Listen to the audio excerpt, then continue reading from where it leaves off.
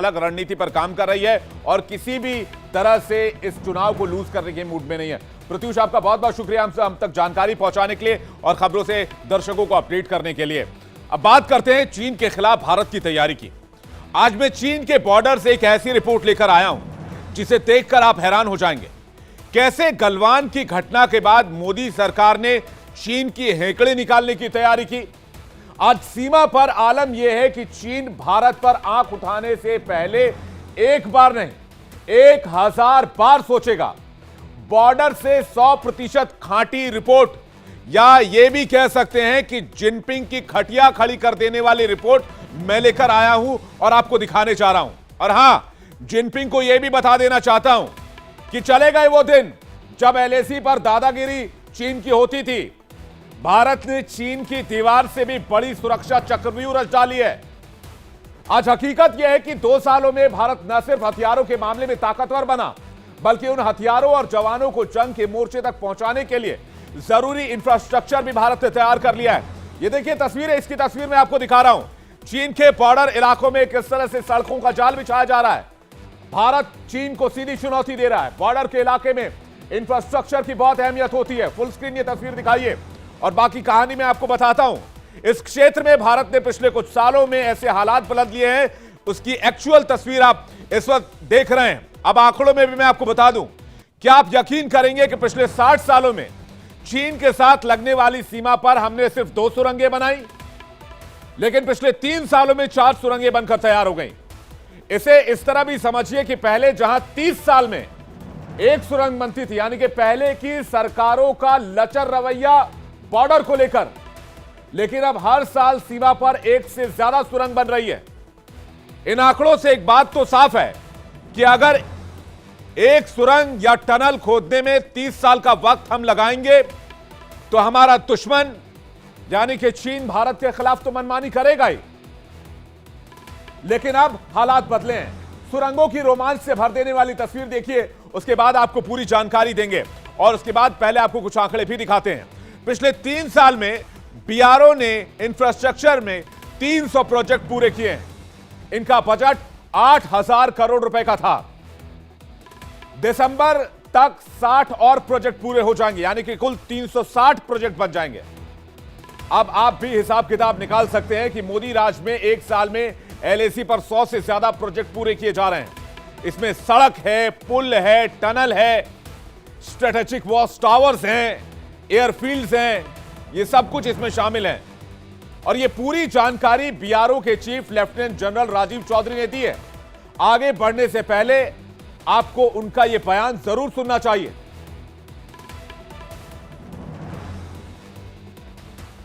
आज पिछले 3 सालों में बहुत ज्यादा कंस्ट्रक्शन एक्टिविटीज हमारे चाइना बॉर्डर पर हो रही है, बीआरओ के द्वारा और एजेंसियों के द्वारा भी। पिछले 3 सालों में 295 हमारे सड़कें, ब्रिजेस, टनल्स और एयरफील्ड्स हमने बनाए। बीआरओ ने तकरीबन 8000 करोड़ के ये 300 प्रोजेक्ट बनाए और देश को समर्पित किए। 4 महीनों में जो दिसंबर आने वाला है उसमें 60 प्रोजेक्ट और हमारे बनकर तैयार हो जाएंगे। अब समझिए कि इंफ्रास्ट्रक्चर के काम की रफ्तार ऐसी होगी तो हथियारों के साथ साथ हमारे जवान कितनी तेजी से बॉर्डर के इलाकों में दुश्मनों से लोहा ले पाएंगे। दुश्मनों की इसके बाद क्या मजाल होगी कि वो भारत की जमीन पर आंख उठाकर देख लें। तभी तो अब चीन भारत को आंख नहीं दिखा पा रहा है, बल्कि नया भारत चीन की आंख में आंख डालकर बात कर रहा है। और यह बात पीएम मोदी ने ऐलानिया तौर पर कह दी थी। इस मौके पर पीएम का वो बयान सुनना भी बहुत जरूरी है। बीती शताब्दियों में विस्तारवाद ने ही मानवता का सबसे ज्यादा हित किया, मानवता को विनाश करने का प्रयास किया। विस्तारवाद की जीत जब किसी पर सवार हुई है, उसने हमेशा विश्व शांति के सामने खतरा पैदा किया है। और साथियों, ये न भूले, इतिहास गवाह है कि ऐसी ताकतें मिट गई हैं या मुड़ने के लिए मजबूर हो गई है। भारत ने एलएसी के इलाके में पहाड़ों को काटकर सुरंगें बनाई, सड़कों का नेटवर्क तैयार किया है। जम्मू कश्मीर, उत्तराखंड से लेकर अरुणाचल प्रदेश तक चीन के साथ करीब 3,500 किलोमीटर की लंबी सीमा है। इस पूरे इलाके में फॉरवर्ड पोजीशन तक बीआरओ तेजी से सड़कें, सुरंग और पुल बना रहा है, क्योंकि फॉरवर्ड एरिया में सेना की पूरी तैयारी वहां के इंफ्रास्ट्रक्चर पर ही निर्भर करती है। यह सही है कि चीन ने 62 की युद्ध के बाद से 40 से 50 सालों तक सीमा पर तेजी से इंफ्रास्ट्रक्चर का निर्माण किया, लेकिन अब भारत भी उस गैप को कम करने में जुट गया है।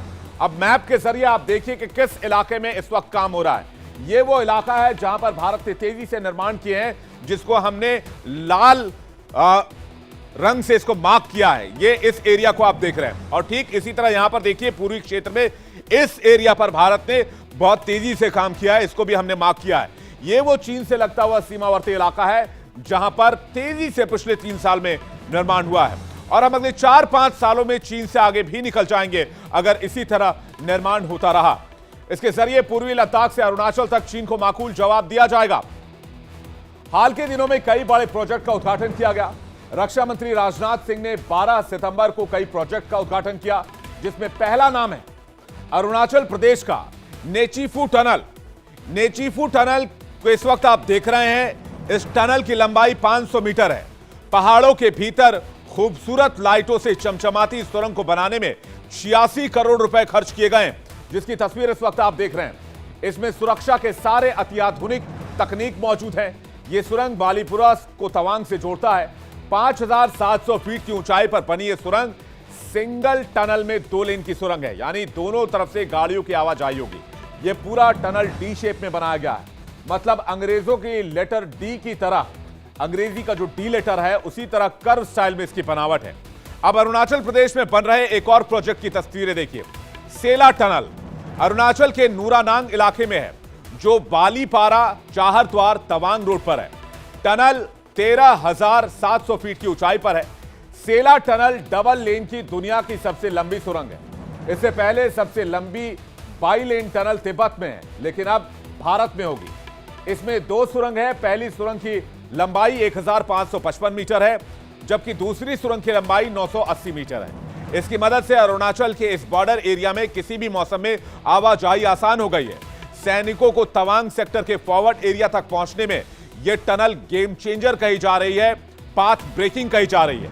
अब बीआरओ के एक सबसे बड़े प्रोजेक्ट की तस्वीर भी देख लीजिए, जिसका नाम है जोजिला टनल। जल्दी से तस्वीर लेकर आइए जोजिला टनल की। इसकी लंबाई 14.5 किलोमीटर। ये देखिए तस्वीरें। 14.5 किलोमीटर लंबी जोजिला टनल, 11,500 फीट की ऊंचाई पर बन रहे इस टनल की एंट्री एक घोड़े के नाल की आकार की है। 2 लेन वाले इस टनल के बन जाने से सेना की आवाजाही बहुत आसान हो गई है। इसका निर्माण ऑस्ट्रेलियाई टनलिंग टेक्नोलॉजी से हो रहा है।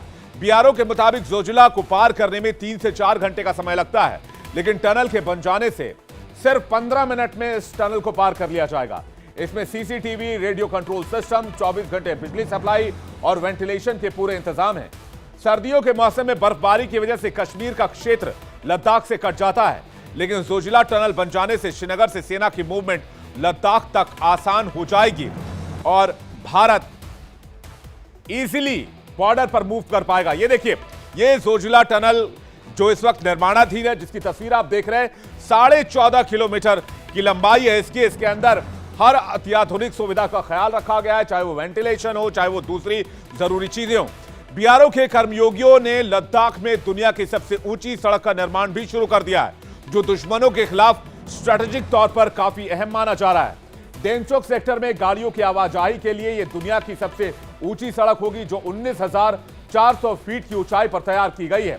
इसकी कुल लंबाई 64 किलोमीटर है, जो संवेदनशील इलाके फुक्चे में सेना की सबसे फॉरवर्ड पोस्ट तक कनेक्टिविटी को मजबूत कर रही है, क्योंकि फुक्चे का इलाका एलएसी से महज 3 किलोमीटर की दूरी पर है। इस रोड प्रोजेक्ट की एक और खास बात यह है कि जब यह पूरा होगा तो इस पर फाइटर जेट भी टेक ऑफ और लैंड कर सकेंगे। फाइटर जेट बेस इसलिए होगा ताकि भारतीय सेना को इलाके में एक फाइटर बेस का एडवांटेज मिल सके। चीन के साथ आपात स्थिति बनने पर इस सड़क का इस्तेमाल भारतीय वायुसेना अपने विमानों को, अपने फाइटर जेट को लैंड कराने में करेगी।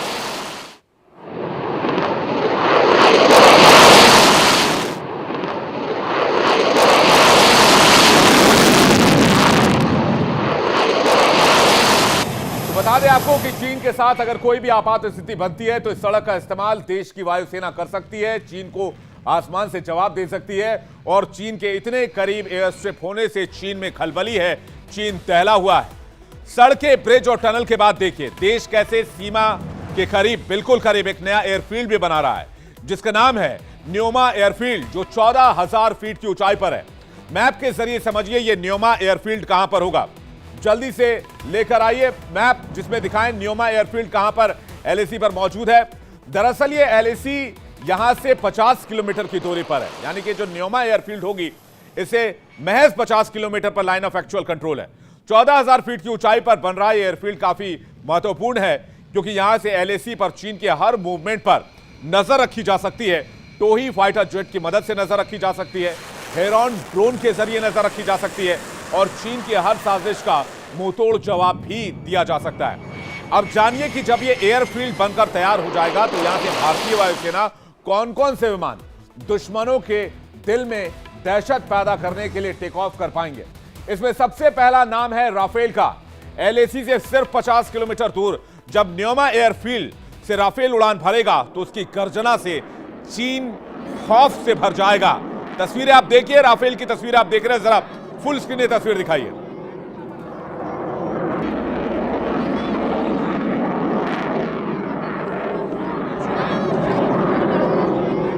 इंडियन एयरफोर्स की शान है सुखोई 30 MKI। भारतीय वायुसेना के पास इसका सबसे बड़ा बेड़ा है। न्योमा एयरबेस से जब ये सुखोई उड़ान भरेगा तो चीन के सीने में दर्द होनी तय है। तस्वीरें आप सुखोई MKI की भी देख लीजिए।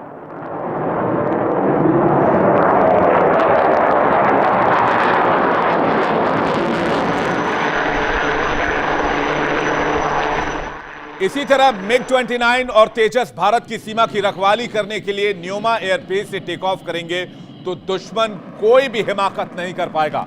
अब MiG-29 और तेजस की तस्वीरें भी देखिए।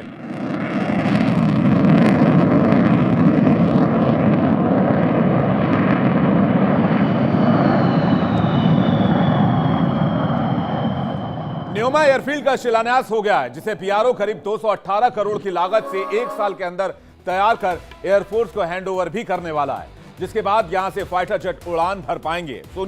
सोचिए कितना बड़ा एडवांटेज होगा इंडियन एयरफोर्स के लिए। न्योमा एयरफील्ड बनने के बाद भारत की सीमा जमीन आसमान हर ओर से सिक्योर हो जाएगी। लद्दाख की तरफ चीन आंखें उठाकर नहीं देख पाएगा, अगर हिमाकत करी तो मुंहतोड़ जवाब मिलेगा। सरकार भी मानती है कि चीन की नीयत ठीक नहीं है और वो सीमा पर शांति कायम करने के मूड में कभी नजर नहीं आता है, उकसावे की कार्रवाई करता है। इसलिए चीन की सेना लगातार कोई ना कोई इस तरह की हरकत करती रहती है। अब 4 पॉइंट में समझिए कि न्योमा एयरफील्ड भारतीय वायुसेना के लिए जरूरी क्यों है। चीन के साथ 2017 से ही सीमा विवाद है। डोकलाम, गलवान और तवांग में झड़पें हुई हैं। एलएसी पर चीनी सैनिकों की तैनाती चीन को मुंहतोड़ जवाब देने के लिए ही की गई है। बातचीत से भी विवाद का हल नहीं निकाल पाया है अभी तक चीन। बार बार बातचीत की पेशकश करता है लेकिन यू टर्न मार जाता है। और अब माना जा रहा है कि गलवान के बाद ही मोदी सरकार ने सीमा पर इंफ्रास्ट्रक्चर को बढ़ाने के काम में तेजी लाने का फैसला किया, क्योंकि पता है देश को चीन सुधरने वाला नहीं है। इन तमाम प्रोजेक्ट्स के जरिए चीन के साथ लगने वाले बॉर्डर के इलाके में कनेक्टिविटी मजबूत होगी, जिसका सीधा असर सेना के आवाजाही पर होगा। वहां पहले से तैनात सैनिकों के लिए लॉजिस्टिक्स पहुंचाना भारतीय वायुसेना के लिए, भारतीय सेना के लिए बहुत आसान हो जाएगा। ये सारे प्रोजेक्ट मोदी सरकार ने उसी पुराने जमाने की संस्था BRO की मदद से कर दिखाया। बस जरूरत थी तो मजबूत इच्छा शक्ति दिखाने की और BRO को सही सपोर्ट देने की। जबकि पिछली सरकारों के दौरान फैसले लेने के मामले में क्या हालात थे, ये कोई नेता नहीं बल्कि खुद BRO चीफ की जुबानी हम आपको सुनवाने जा रहे हैं। सुनिए वो क्या कह रहे हैं। हमारा जो ये प्रयास शुरू हुआ, ये आज की गवर्नमेंट ने शुरू किया। पहले की सरकारें इतनी इस तरह से नहीं सोचती थी और उसमें रक्षा मंत्री महोदय का संसद में बयान भी रहा है कि हम ज्यादा आगे इसलिए नहीं जाना चाहते हैं कि उसी सड़क को अगर चाइना इस्तेमाल करके हमारे अगेंस्ट यूज कर सकता है। लेकिन आज ये पिछले गवर्नमेंट का है, 2008 में श्री एंथनी ने इसकी बात की थी। लेकिन आज जो है सरकार दूसरी तरीके से सोच रही है। जो हमारे प्रोजेक्ट्स हैं वो उनको बढ़ावा दिया जा रहा है। मोदी सरकार ने इसी बीआरओ की मदद से वो काम कर दिखाया कि चीन चौकन्ना और परेशान है। तो आखिर कैसे हुआ ये सब, ये भी आपको बता देते हैं। खुद बीआरओ के मुताबिक केंद्र की मोदी सरकार ने पिछले 2 सालों में बीआरओ के बजट को 100% तक बढ़ा दिया, यानी कि डबल कर दिया है। जिसके बाद बीआरओ को नई तकनीक, नई मशीनरी का सपोर्ट मिला और फिर नतीजा भी दिखने लगा।